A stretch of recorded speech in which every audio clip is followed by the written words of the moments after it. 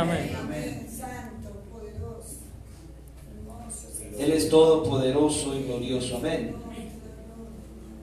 Yo confío en el Señor que usted hoy pueda estar muy atento a lo que el Señor quiere hablar. La verdad, si usted presta atención, le va a ser de mucho provecho y de mucha bendición.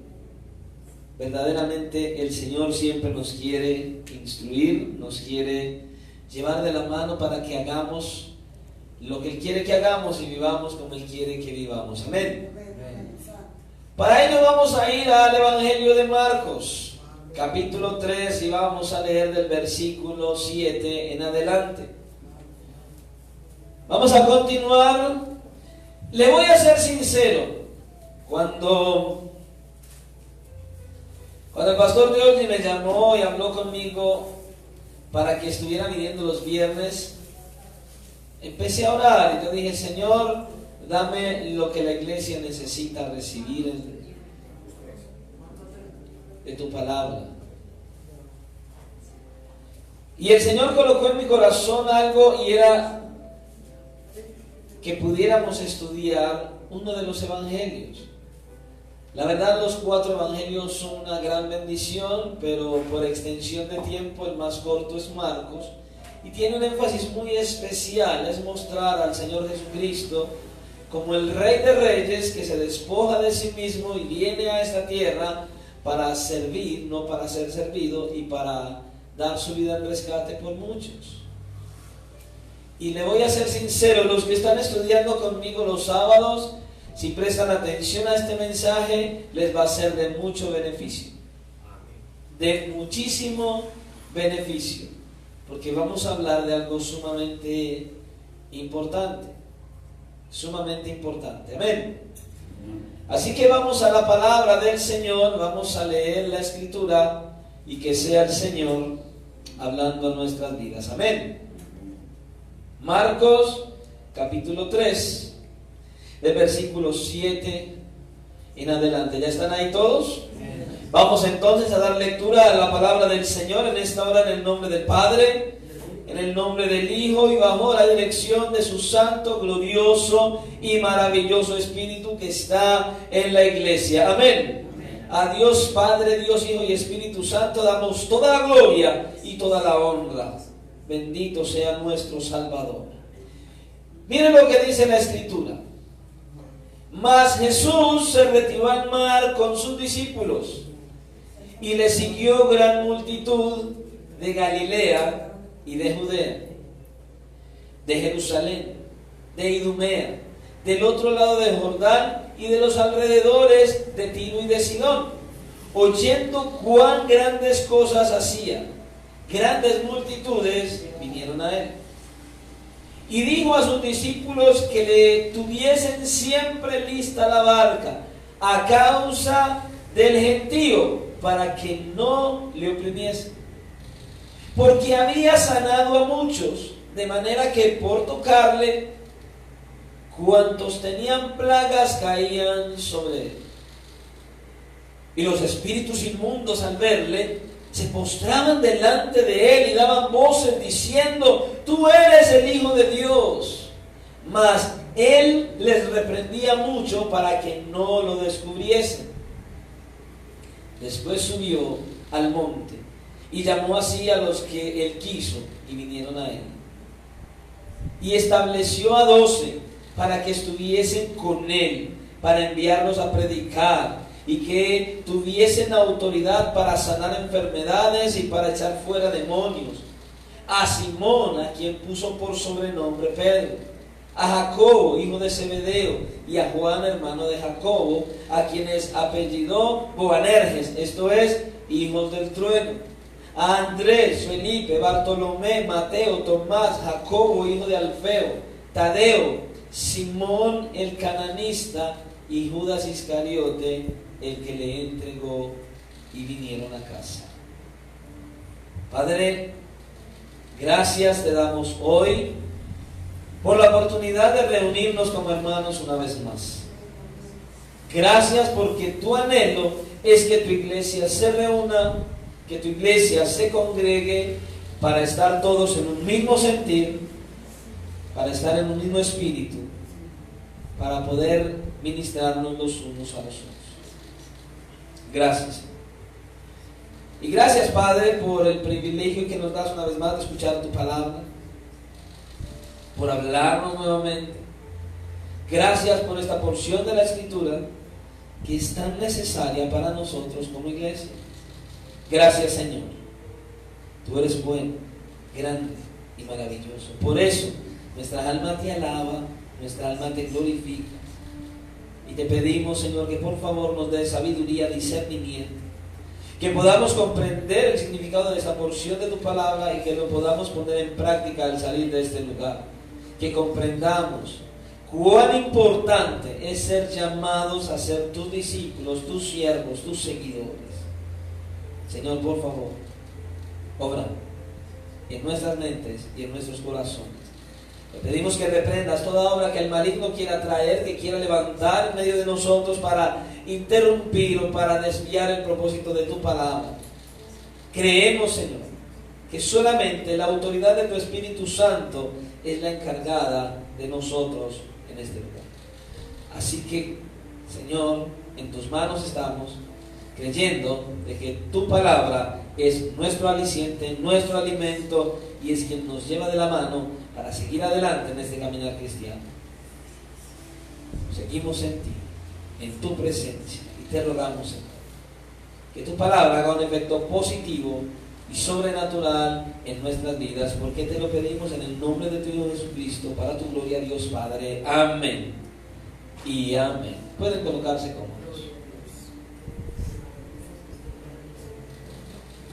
Este mensaje que vamos a tocar hoy, quiero que le preste mucha atención hasta el título. ¿Qué buscas de Jesús? ¿Qué buscas de Jesús? ¿A qué vino usted hoy? ¿Qué usted vino a buscar a este lugar hoy? ¿Acaso usted vino porque simplemente es un viernes de servicio? ¿Acaso usted simplemente vino porque su rutina es asistir los viernes a la iglesia? Ahora, usted vino a este servicio, ¿con qué propósito? ¿Con qué intención? ¿Qué vino a buscar hoy? ¿Sabe? Normalmente los cristianos no se hacen este tipo de preguntas antes de salir de su casa o de su trabajo para venir a la iglesia. ¿Qué usted vino a buscar hoy? ¿Con qué expectativa vino? ¿Con qué propósito está sentado en esa silla? ¿A quién quiere escuchar y qué quiere escuchar? ¿A qué vino? ¿A quién vino a buscar? ¿Vino a mirar qué tiene un predicador para decirle? ¿Se vino hoy a escuchar genuinamente, con disposición, con atención, la voz de Dios? ¿O usted solo vino a mirar qué dice el predicador para luego salir a criticar y a decir no estoy de acuerdo?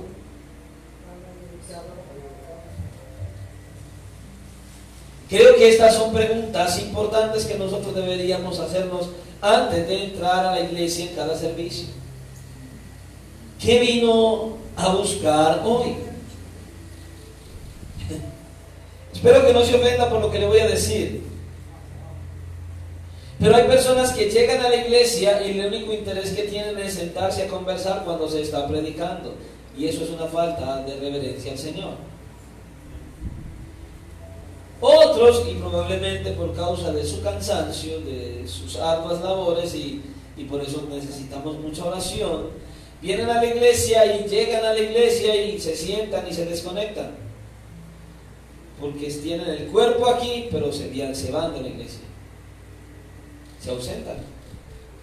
Ahí me llama mucho la atención. Hay veces uno está predicando y entonces algunos están sentados allí y uno los mira y ellos están así.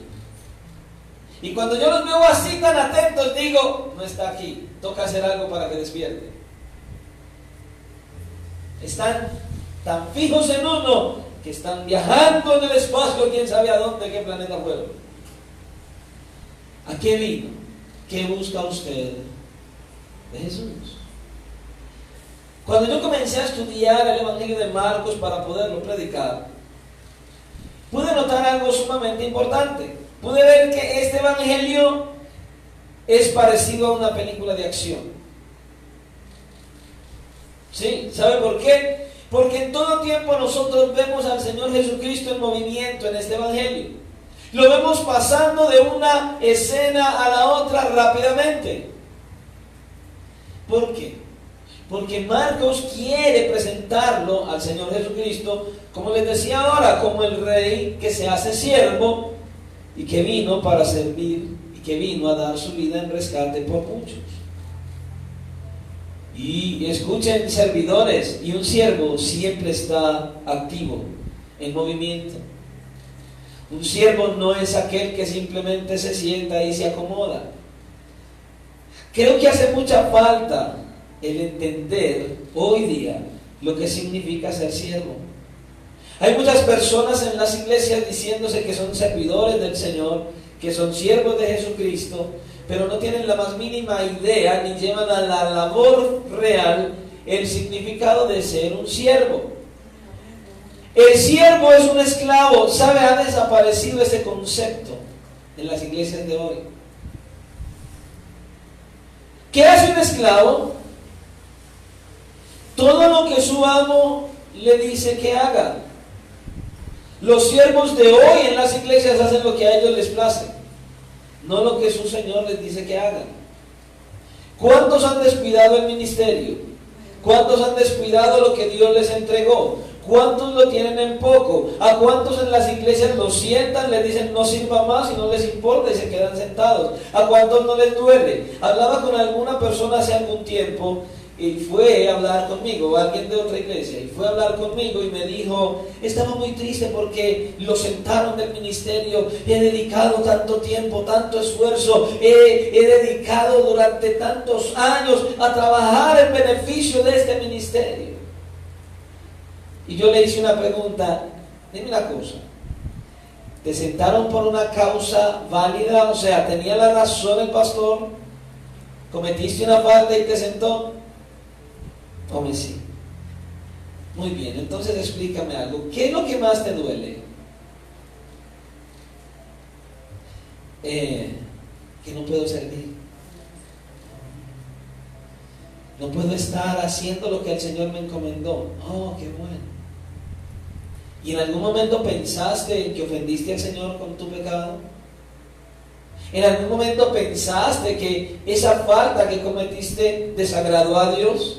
¿En algún momento pensaste que fue al Señor mismo a quien en su propia cara le están diciendo, no me importa el ministerio, hago lo que me place, voy donde quiera, miro lo que quiera, no me importa? Estás siendo consciente de que estás ofendiendo de manera directa al que te llamó al servicio. Y me dijo, sinceramente, no. Y le dije, entonces no eres un siervo de Dios. Entonces no le estás sirviendo al Señor, le estás sirviendo a cualquier otra cosa, menos a Dios. Porque el que le sirve al Señor hace lo que su amo le dice, hace su voluntad, hace las cosas conforme Él las dejó en la Escritura. Un siervo siempre está activo y en movimiento. Por eso es tan importante que veamos cada escena del Evangelio de Marcos. Escuchen, no se desconecten. Todo el Evangelio de Marcos está dividido en escenas, pero es algo que va ligado lo uno con lo otro. No son escenas independientes. Cada escena, cada pasaje, cada mensaje que miramos va unido desde el capítulo 1 hasta el capítulo 16. Si usted desconecta una historia de la otra, entonces usted se va a perder de la esencia maravillosa que hay en el Evangelio de Marcos. Esto hace parte de una secuencia de eventos, no de eventos aislados. Cuando usted lo mira en ese conjunto, entonces es la única manera en que usted va a poder entender el desarrollo de la historia que se encuentra en todo el Evangelio de Marcos. Yo les he dicho, este evangelio es como uno mirar una serie. ¿Han visto la serie de televisión? Termina hoy y luego continúa en el siguiente capítulo. Podríamos decir esto hoy, como si fuera una serie. En el episodio anterior, vamos a hablar del episodio anterior, lo que vimos la semana pasada. En el episodio anterior vimos a los fariseos conspirando con los herodianos para destruir al Señor Jesucristo. Y que era lo terrible que el Señor había hecho para que quisieran matarlo, sanar a un hombre el sábado, el día de reposo. El problema de los fariseos era que tenían un concepto equivocado de Dios y tenían un concepto equivocado de ellos mismos, porque ellos no podían darse cuenta cuán profunda era la pecaminosidad de sus corazones. Porque ellos no se examinaban a la luz de la perfecta santidad de Dios, sino que se comparaban con aquellas personas que no seguían al pie de la letra todas las normas que ellos le habían añadido a la ley. Así que en vez de verse a sí mismos como pecadores culpables, necesitados de gracia y de misericordia, los fariseos se creían las superestrellas, se creían los super espirituales de la santidad en ese momento. Por eso reaccionaron con tanto odio hacia el Señor cuando les hizo ver que ellos eran unos hipócritas, que ellos necesitaban arreglar cuentas con Dios. Bueno, así dejamos la escena anterior, la semana pasada. Eso fue lo que vimos en el episodio anterior, en el versículo 6, que ahí terminamos, en el versículo 6 del capítulo 3. Pero ahora vemos algo completamente diferente del capítulo 7 en adelante. Marcos aquí ahora del versículo 7 en adelante nos enseña una situación, una escena completamente distinta. Una escena que contrasta radicalmente con esa secuencia de controversias. Dijimos que había hasta el versículo 6 que terminamos una serie de controversias, y hubo 5 controversias que vimos, en las cuales el Señor Jesucristo tuvo unos enfrentamientos con los escribas y con los fariseos. Ahora, eso lo vimos en las semanas anteriores. Mientras que los fariseos estaban conspirando con los herodianos para destruir a Jesús, recuerden que dijimos que los fariseos se juntaron con los herodianos. O sea, ¿quiénes eran los herodianos? Eran aquellos judíos que estaban de acuerdo con el gobierno de Herodes. En otras palabras, los mundanos de la época. Los superespirituales se aliaron con los mundanos de la época para matar a Jesús. No les importó. Mire esto, mire el contraste. Ellos condenaron a Jesús, quisieron matar a Jesús por sanar a alguien el sábado, pero ellos estaban planificando un homicidio el mismo día de reposo y no les pareció mal. Qué impactante. Se da cuenta. Y se aliaron con los mundanos para destruirlo. Pero la fama del Señor Jesucristo seguía avanzando en gran manera. Miles de personas comenzaron a seguir al Señor Jesucristo y llegaban de todas partes para ver al Señor Jesús. Lamentablemente, como lo vamos a ver, todas estas personas no tenían una motivación correcta para seguir al Señor Jesucristo. Ellos tenían una motivación incorrecta. Y usted y yo deberíamos pensar, por eso les decía al inicio, ¿a qué vino? ¿Con qué motivación vino hoy? ¿Qué vino a buscar? ¿Solo vino por un estado religioso? ¿Solo vino por la rutina? ¿Solo vino a sentarse ahí a escuchar a un predicador? ¿O verdaderamente vino con la firme intención de escuchar qué tiene el Señor que hablar a su corazón para usted tener el propósito de salir de este lugar y ponerlo en práctica? ¿A qué vino? Versículo 7. Mas Jesús se retiró al mar con sus discípulos y le siguió gran multitud de Galilea y de Judea, de Jerusalén, de Idumea, del otro lado del Jordán y de los alrededores de Tiro y de Sidón. Oyendo cuán grandes cosas hacía, grandes multitudes vinieron a él, y dijo a sus discípulos que le tuvieran siempre lista la barca a causa del gentío para que no le oprimiese, porque había sanado a muchos, de manera que por tocarle, cuantos tenían plagas caían sobre él.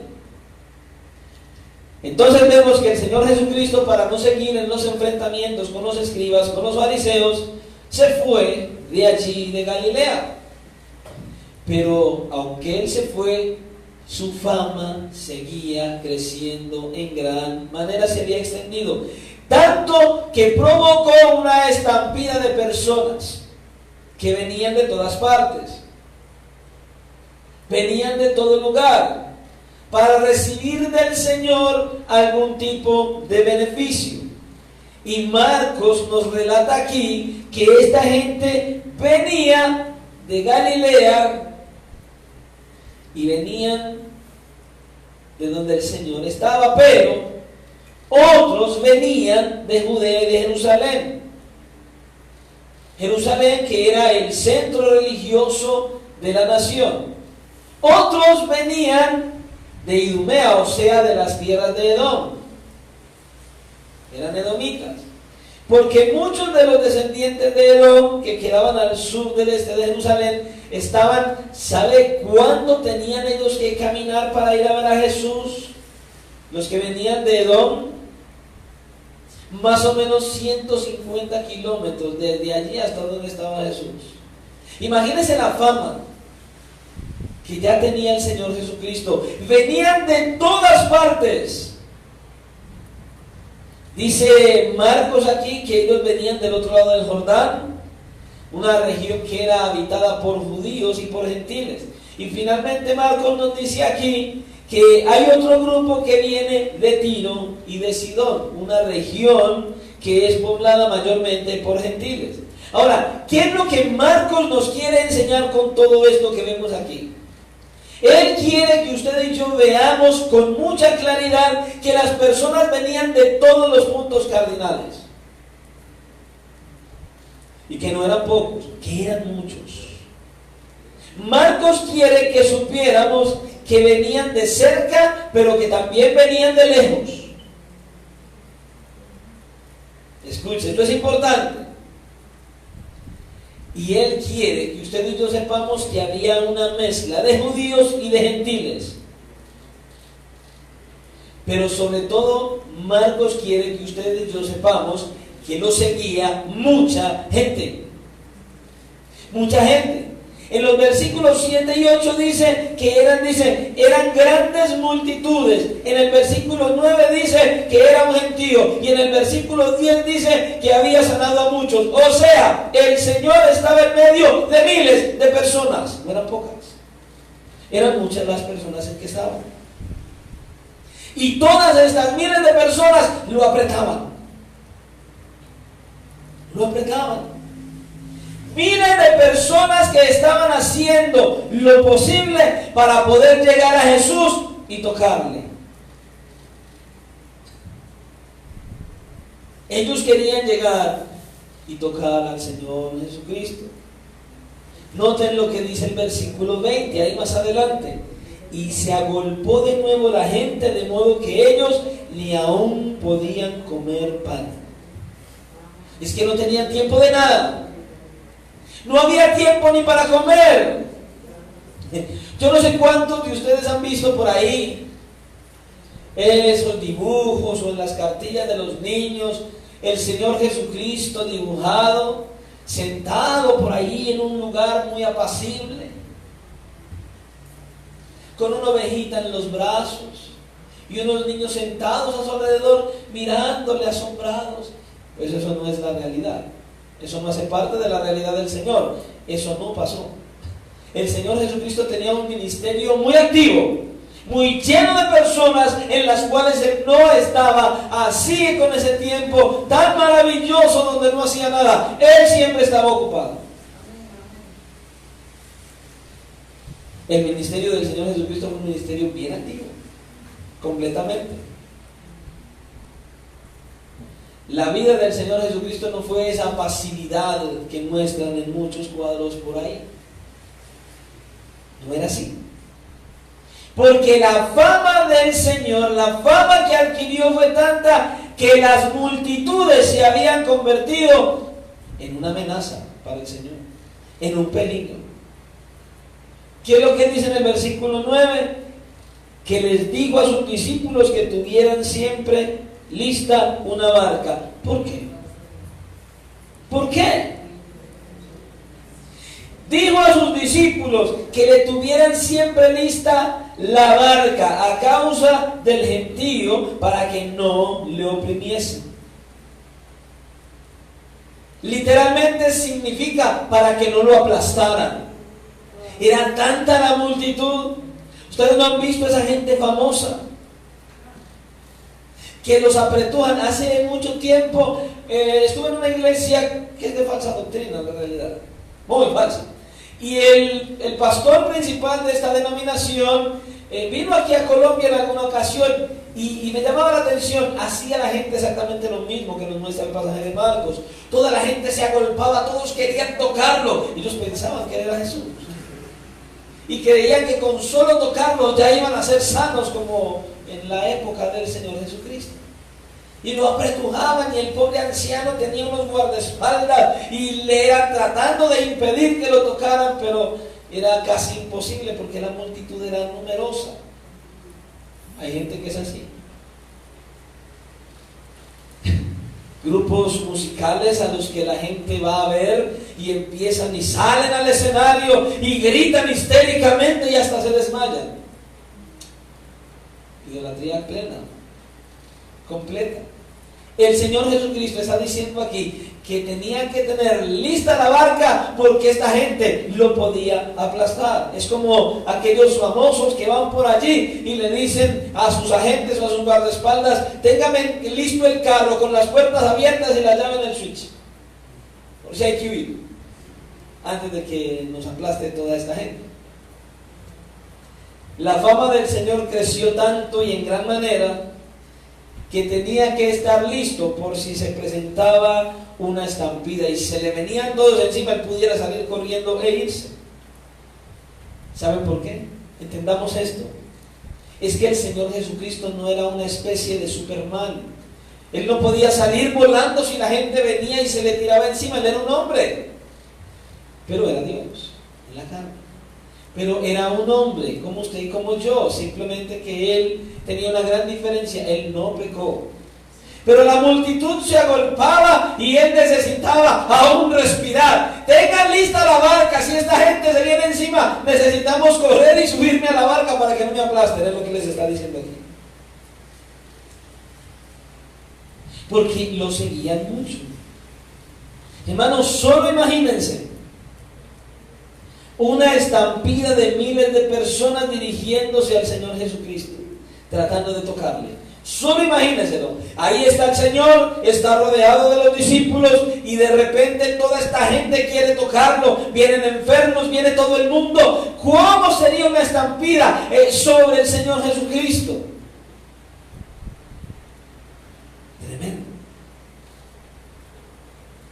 Dice que todos los que tenían plagas, refiriéndose a los que tenían todo tipo de enfermedades, caían sobre él.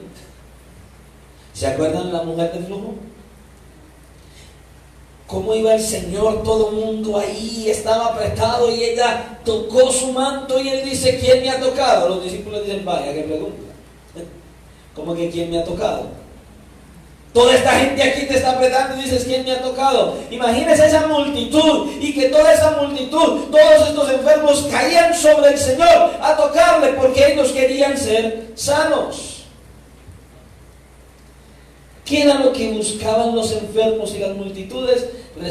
Resolver un problema inmediato. Un problema que tenían en ese instante. Ellos estaban buscando a Jesús por una motivación incorrecta. Ellos vinieron a Jesús porque ellos estaban buscando solucionar ese problema que tenían ahí en el momento. Pero ellos no estaban buscando al Señor como un Salvador. Ellos no veían al Señor como aquel que venía a rescatarlos de sus pecados. No, sino como un milagrero, como un sanador. Ellos no buscaban a Jesús de la manera correcta. Ellos buscaban a Jesús como aquel que podía sanar sus enfermedades. Mire que el pasaje nos dice que lo seguían. ¿Por qué lo seguían las multitudes? Versículo 10. Porque había sanado a muchos. ¿Por qué seguían al Señor Jesucristo las multitudes? Porque había sanado a muchos. Y es por eso que el Señor en algunas ocasiones decidió alejarse de la multitud. ¿Por qué?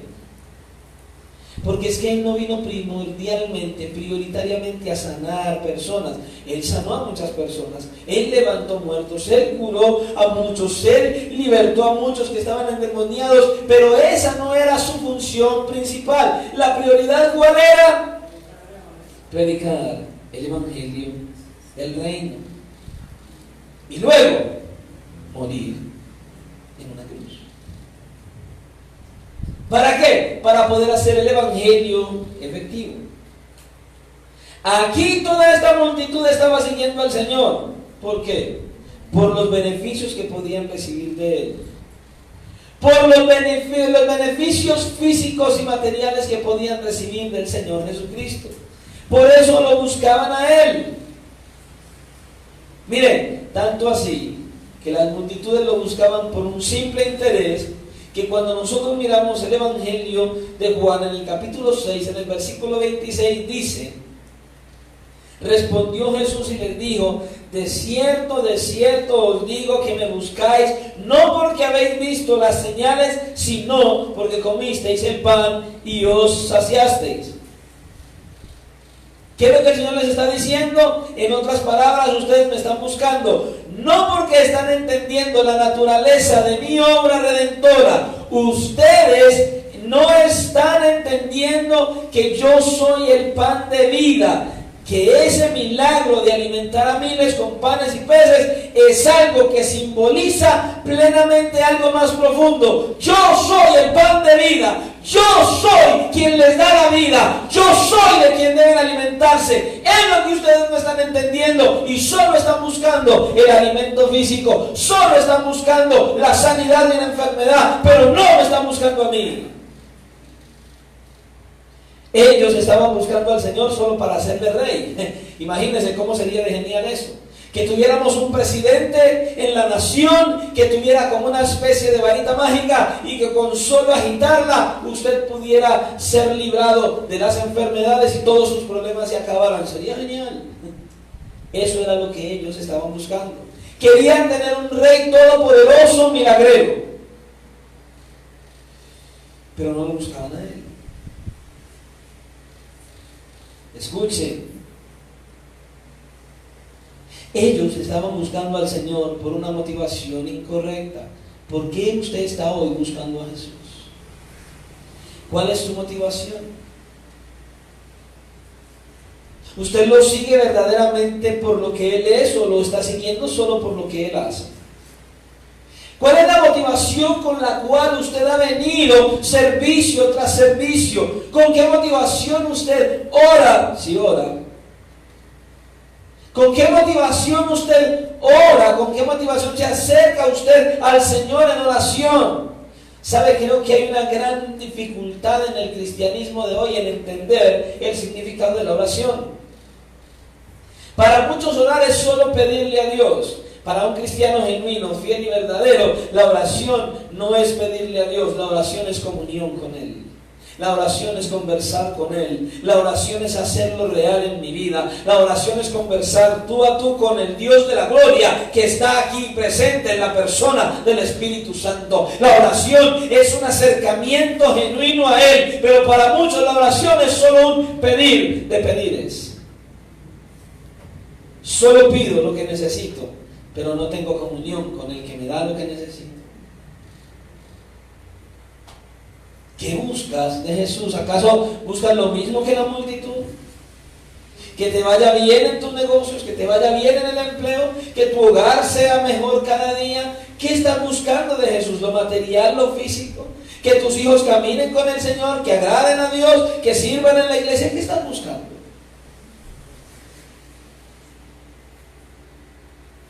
¿A qué? ¿A qué estás viniendo a la iglesia? ¿Verdaderamente estás viniendo a buscarle a Él?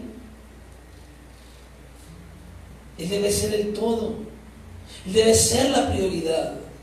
Nuestro acercamiento debe ser a Él y no a lo que Él hace. Esta gente no lo estaba buscando con el motivo correcto. No tenían la motivación correcta. Ellos solo buscaban a Jesús porque necesitaban solucionar un problema inmediato y pasajero. ¿Ustedes se imaginan? Sanar un montón de personas, quitarles todas las enfermedades, listo, ya los sané, a eso vine, y que luego después de ser sanos mueran y vayan al infierno. ¿Usted cree que eso sería bueno y agradable? No. Escuchen, las multitudes no son siempre una muestra de la bendición de Dios.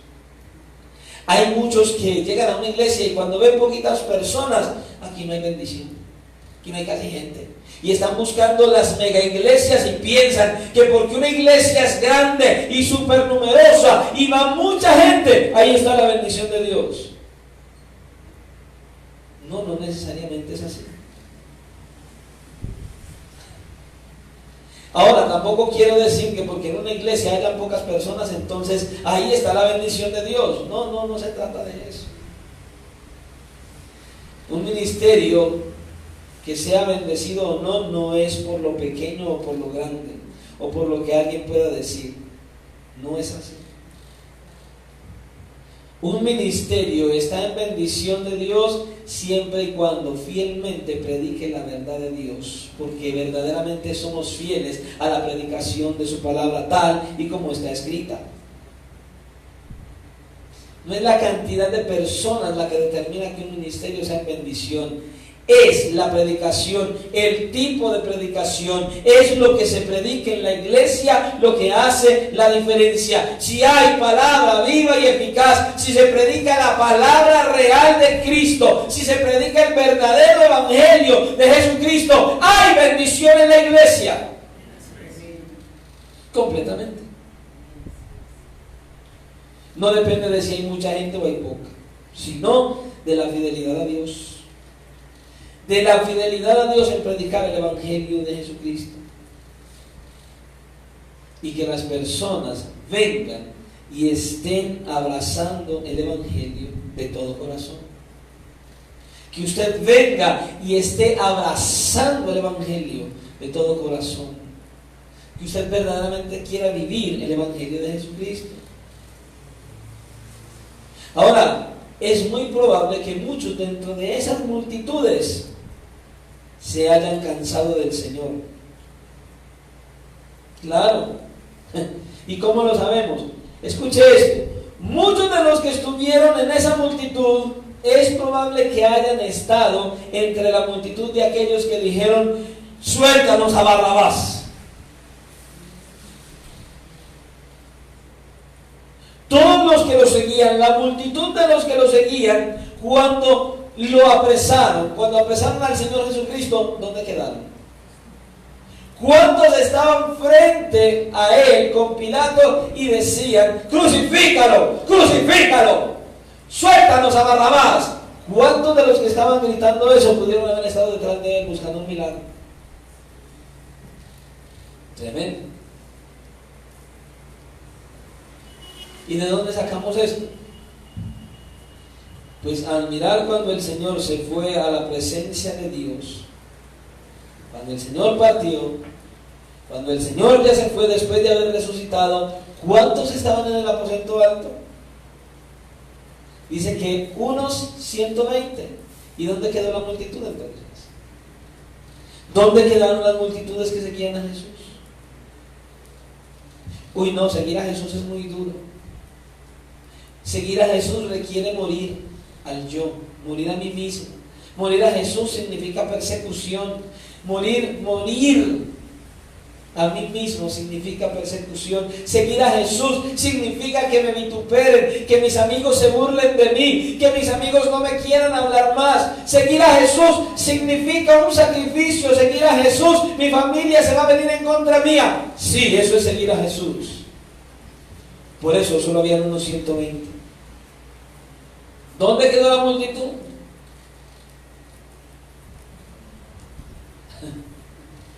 ¿Dónde quedó? Ahora, esto es lo que pasa con aquellos que siguen al Señor por razones equivocadas. ¿Qué? ¿Qué pasa con los que siguen al Señor solo buscando lo temporal, lo pasajero, lo físico, lo material, que terminan desilusionados y se alejan de Jesús? Escuchen, y muchos de ustedes que están hoy aquí en la iglesia, eso podría pasarle a cualquiera de ustedes, desilusionarse de Jesús, porque están viniendo a buscar algo y como no encuentran ese algo, se desilusionan. Ay, es que yo quiero que el Señor me dé esto. Es que yo estoy viniendo a la iglesia porque Dios necesito que el Señor me dé este empleo. Es que yo estoy viniendo a la iglesia porque yo quiero que el Señor me dé un esposo. Es que yo estoy viniendo a la iglesia porque yo quiero un carro. Es que yo estoy viniendo a la iglesia porque quiero que el Señor me dé una plata. Es que yo estoy viniendo a la iglesia porque quiero que el Señor me dé una casa. Y cuando nada de esto llega, cuando nada de esto surge, cuando nada de esto pasa, usted podría desilusionarse de Jesús si usted está viniendo a buscarle por motivos equivocados. Podrían perder el enfoque. Podrían perder el enfoque de lo que es verdaderamente el Evangelio. Podrían perder el enfoque y podrían olvidar de qué se trata el Evangelio. ¿Quién dijo que el Evangelio es tener una vida cómoda? ¿Le parece muy cómoda la vida de los apóstoles? ¿Le parece muy cómoda la vida de todos los mártires que han seguido a Jesús a través de la historia? ¿Le parece a usted muy cómoda la vida de aquellos hermanos nuestros que están en el África peleando la buena batalla de la fe y que por seguir a Cristo están siendo maltratados, humillados, golpeados y quemados vivos? ¿Le parece muy cómoda? El Evangelio no se trata de tener una vida sin problemas. No se trata de caminar por la vida por un camino de rosas. No. Escuche, a eso no fue que nos llamó el Señor. Muchas personas están en el Evangelio, llegan a Cristo. Yo me acuerdo que yo llegué a Cristo y tenía una empresa, tenía 15, 16 trabajadores, tenía un carro y terminé sin carro y sin trabajadores. Porque el Señor quería mostrarme que yo necesitaba depender de Él. Y hasta hoy dependo de Él. Y solo por su gracia. No es a tener una vida cómoda que nos llamó el Señor. ¿Cuántas personas están en la iglesia y se quejan? Ay, es que yo no tengo esto. Ay, es que yo no tengo. Ay, es que yo vivo enfermo. Ay, es que no alcanzo. Ay, es que no tengo. Y es más la quejadera que la alabanza. Porque no han entendido lo que es el Evangelio. Porque no han entendido lo que significa en verdad. Porque no han entendido a lo que el Señor nos llamó. ¿Cuál es el llamado del Señor Jesucristo? Él dijo: toma tu cruz y sígueme. ¿Y cuántos no quieren tomar la cruz? Escuche, toma tu cruz y sígueme. Dice: niégate a ti mismo, rompe todo vínculo contigo mismo, con tus deseos, con tus anhelos. Rompe con eso. Toma tu cruz. Soporta las pruebas, las tentaciones, la persecución, la burla. Toma tu cruz. Sígueme a mí, no la iglesia, no la comunidad, no al pastor, no la denominación. Sígueme a mí. El Señor nos llamó a morir al yo. El Señor nos llamó a morir a nuestros propios deleites, a morir a los deleites de este mundo. A eso nos llamó. El Señor nos llamó a morir a la fama.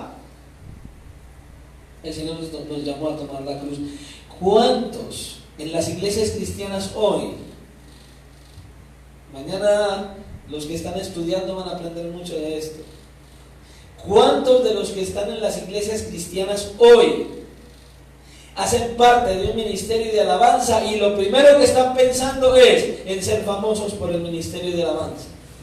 Es tener un buen grupo de músicos, es poder grabar muchos CDs, es poder vender CDs y es poder ser reconocidos con la excusa errónea y mentirosa de la carne, que es para la gloria de Dios. No, no es para la gloria de Dios, es para su propia gloria. Quieren ser reconocidos, quieren que los vean, quieren que los escuchen. No, no y no es lo que el Evangelio ha llamado a hacer. Y estoy convencido que muchos no están de acuerdo conmigo. Vaya a la Biblia. ¿Quién dijo que el Evangelio es para darnos fama y reconocimiento a nosotros mismos? Para que nos halaguen a nosotros mismos. Vuelvo y le repito algo que dije hace algún tiempo atrás. Vamos a poner en balanza. Viene un artista famoso de otro país. Concierto de X o Y famoso artista cristiano. Plaza de Toros de la Macarena. Boleta, 200,000. Eso se llena. Muy bien. Vamos a hacer un anuncio. Lo mismo. Plaza de Toros de la Macarena. Completamente gratis. Grupo de alabanza de la Iglesia Cristo Rompe las Cadenas. ¿Cuántos van? ¿Por qué? Porque quieren al famoso, o sea, no le están dando la gloria a Dios. Ellos no van a ir a darle la gloria a Dios, ellos van a ir a ver al famoso cantante y no a Cristo. No a Cristo. Por Dios. El Señor nos llamó a morir a los deleites de este mundo, a la fama. El Señor nos llamó a tomar la cruz. A tomar la cruz. Escuchen, usted y yo no necesitamos terapias. No necesitamos un terapista para nosotros, tampoco necesitamos un sanador. Lo que necesitamos es alguien que resuelva el problema más grande que nosotros tenemos con la justicia de Dios. Necesitamos quien resuelva nuestro problema con el pecado, y ese no es más que Jesucristo. Él vino a morir en la cruz para resolver el problema tuyo y mío con la justicia de Dios por causa de nuestro pecado. Le quiero preguntar algo. Sinceramente, examínese ahí. ¿Usted se siente atraído verdaderamente por Jesús? Y usted podría pensar ahí, bueno, pues si no fuera así yo no estaría en este lugar. Muy bien, ahora le pregunto otra cosa más. ¿Qué es lo que le atrae de Jesús? Usted dice, sí, yo estoy atraído por Jesús. ¿Qué es lo que le atrae de Jesús? Le voy a hacer, tratar de medio mostrar algo similar. Hay una pareja de novios y ellos se quieren casar. Y usted le pregunta, muy bien, ¿te vas a casar? Sí. ¿Por qué te vas a casar? ¿Qué es lo que hizo que tomara la decisión de casarte con esta persona? ¿Qué es lo que te atrae de tu novia ahora que te vas a casar? ¿Qué es lo que te atrae? Y la mayoría se sientan y empiezan a pensar. Sí. Y después de pensar un rato, empiezan a escudriñar. ¿Sabe qué es lo primero que escudriñan? Los cristianos se vuelven espiritualoides. Sí. Es que ellas son muy consagradas al Señor. ¿Usted qué sabe? Es que ella es una muy bonita persona. ¿En qué lo demuestra? Es especial conmigo, con que... y empiezan a indagar y realmente cuando se dan cuenta no tienen la más mínima idea de por qué se enamoraron de la persona, solo saben que se enamoraron. No saben qué les atrajo en verdad. ¿Sabe qué? Les atrajo todo aquello que hay por fuera. ¿Qué es lo que hay por fuera? Es que es muy bonita, es que tiene un cuerpo así, es que sus ojos me fascinan, es que sus labios son así, es que ella es muy agradable, pero no miran absolutamente nada de lo que verdaderamente deberían mirar a la hora de decir le atrae. Por eso le pregunto, ¿qué le atrae de Jesús? ¿Qué es lo que verdaderamente te está atrayendo a Jesús? ¿Qué te atrae? Tú miras a Jesús y ¿qué es lo que te atrae de Él? ¿Qué cosa? ¿Qué es? Entonces muchos podrían decir, me atrae que Él me ama, me atrae que Él me bendice. Y empezamos a sacar muchas cosas.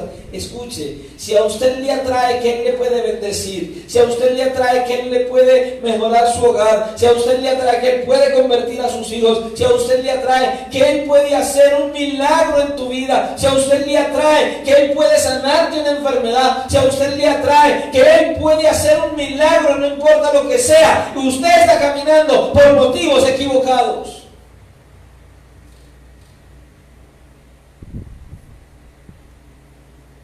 Escuche, si no es la persona de Jesús lo que te atrae, si no es que Él perdonó tus pecados, si no es que Él los lavó con su sangre, si no es que tengas la salvación, si no es la motivación de tu corazón venir a Él, porque Él te da el don de la vida eterna, estás caminando en el cristianismo con motivos erróneos, equivocados.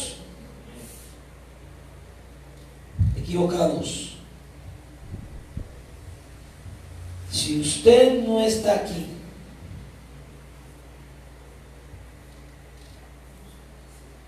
buscando solucionar ese problema que tiene con la justicia de Dios, está caminando por el sendero equivocado. Si no es el perdón de sus pecados, si no es su reconciliación con Dios, si no es ese don de la vida eterna, usted lo está buscando equivocadamente. Porque lo demás Él lo hace, claro, lo demás Él lo puede hacer, sí. Escuche, no conozco un cristiano más mentiroso que venga a evangelizar a alguien y le diga, ven a Jesús que todos tus problemas se van a solucionar, ven a Jesús, Él puede librarte de la droga, ven a Jesús, Él puede librarte del alcohol, ven a Jesús, Él puede restaurar tu hogar, ven a Jesús, Él puede hacer un milagro en tu enfermedad. Usted, si hace eso al evangelizar, está llevando el evangelio que no es. ¿Cómo? Sí, porque si usted no le enseña a ese que está enfermo, a ese que tiene el hogar destruido, a ese que está en las drogas, que lo primero que Jesucristo puede hacer es perdonar sus pecados, restaurar su relación con Él, y que Él puede tener salvación y que tiene el don de la vida eterna, todo lo demás, ¿para qué sirve?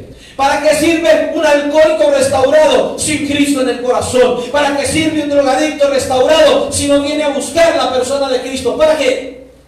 ¿De qué le sirve ser sano de cualquier cosa y al final irse al infierno porque su fe no está en Cristo, sino en la sanidad que adquirió? Busquemos a Cristo. No lo que Él hace, no lo que Él da, busquémoslo a Él. Busca a Jesús, busca su perdón, busca la salvación, busca reconciliar tu corazón con el Dios de la Biblia, busca tener el don de la vida eterna, y lo demás Dios lo añade. Él restaurará tu hogar, Él traerá sanidad, Él te concederá cuantas cosas Él quiera conceder, pero busca primero a Jesús. Si no es esa tu motivación, estás perdiendo el tiempo. Hoy el Señor vino a decirte en esta primera parte de este mensaje, busca a Jesús, acércate a Él, no vengas siendo un religioso más, no vengas buscando una motivación incorrecta, no seas como las multitudes. Busca a Jesús, búscale a Él, que Él sea tu motivación y no lo físico, no lo material. Acércate a Él genuinamente en arrepentimiento y fe y verás la gloria de Dios. Y si el Señor así lo permite, el próximo viernes continuaremos con esa segunda parte de este mensaje. Por lo que se en pie y oremos al Señor, y que Él nos ayude a acercarnos genuinamente a Él y no a acercarnos a mirar qué tiene Él para darnos, Puedes estar ahí con el mayor problema de tu vida. Puedes estar ahí en la peor condición que te imagines. Puedes estar ahí desechado por los hombres. Puedes estar ahí siendo ignorado por tu familia. Puedes estar ahí en la peor situación. Pero si te acercas a Jesús, si lo recibes a Él, si te acercas de una manera genuina al Salvador, Él te perdonará los pecados. Él te va a librar de la esclavitud del pecado. Él va a traer salvación genuina a tu corazón y vas a disfrutar la vida cristiana. Él va a romper toda esa esclavitud y te va a hacer libre, porque Cristo vino a sanar. Él vino a libertar. Él vino a darnos vida y vida en abundancia. Amén, amén, amén. Creo. Creo. Padre Santo, gracias. Gracias por lo que has hecho en nuestros corazones, Señor. Gracias. Señor, por favor, hoy que tu palabra ha sido expuesta hoy, abre nuestros ojos y oídos espirituales. Que te busquemos, oh Dios, con la motivación correcta. Que te busquemos con todo el anhelo de nuestro corazón. No lo que tú nos das, sino a ti. Tu palabra dice: niégate a ti mismo, toma tu cruz y sígueme. Ayúdanos, Señor, a que nosotros te sigamos solo a ti, que vivamos solo para ti, que toda la gloria sea dada siempre a tu nombre por parte nuestra, que no busquemos nuestro reconocimiento, nuestra fama, que busquemos darte la gloria siempre a ti. Ayúdanos a acercarnos verdaderamente a ti en arrepentimiento y fe genuino, para que tú rompas toda cadena, para que tú destruyas toda fortaleza, para que tú traigas esa libertad que necesitamos para que podamos reconciliarnos con el Dios de la gloria por medio de los méritos de su Hijo, nuestro Salvador Jesucristo. Ayúdanos, Señor. Ayúdanos. Restaura, Señor. Restaura, Señor. Restaura, Señor, nuestras vidas. Que podamos alejarnos de la esclavitud del pecado y de la muerte, y que podamos vivir solo para ti. Dirige nuestras almas a un encuentro, a una reconciliación real y genuina. Señor, no permitas que caigamos en este lugar en la religiosidad. No permitas que nosotros seamos cristianos religiosos, acomodados. Que tú nos ayudes y seamos cristianos genuinos y verdaderos fieles a ti. Que busquemos tu gloria. Que tú laves nuestros pecados. Que podamos acercarnos a ti genuinamente y darle la espalda al pecado, darle la espalda a la maldad y vivir para honra, gloria y alabanza de tu nombre. Señor, yo te pido por este remanente, te pido por cada uno de aquellos que ha escuchado tu palabra hoy, para que seas tú transformando, para que seas tú renovando, para que seas tú edificando vidas, para que seas tú, Señor, obrando poderosa y sobrenaturalmente en todos y cada uno de aquellos, Señor, que pueda hoy ver, escuchar este mensaje, Señor, y tomar esa decisión firme, seguirte solo a ti, para gloria y alabanza de tu nombre. Ayúdanos, Señor. Bendice, Señor, cada alma que hoy ha escuchado tu palabra, de tal manera que puedan salir, Señor, una vez más, en bendición y en tu victoria, a anunciar que Cristo vive, que Cristo sana, salva, restaura, que Cristo viene pronto, que Cristo viene pronto a levantar una iglesia. Señor, amén, que por favor salgamos con el anhelo de buscar las almas perdidas, no para derribarlas, sino para motivarlas a seguirte a ti. Por favor, Señor, ayúdanos a poner en práctica lo que tú nos enseñas. Te lo pedimos hoy, en el nombre de tu Hijo Jesucristo, y al salir de este lugar te rogamos que nos lleves en bendición, que nos libres de todo mal, de toda acechanza del maligno, de todo peligro. Que seas tú, Señor, proveyendo todo lo necesario para el transporte de los que van lejos, Señor. Y que seas tú usando a cada uno de nosotros para seguir llevando el mensaje del reino y que las almas se conviertan al Dios vivo y verdadero. Todo esto te lo pedimos en el nombre de Dios Jesucristo y te damos gracias para la gloria tuya. Amén. Y amén. El Señor les continúe bendiciendo, Dios les guarde. Seguimos adelante.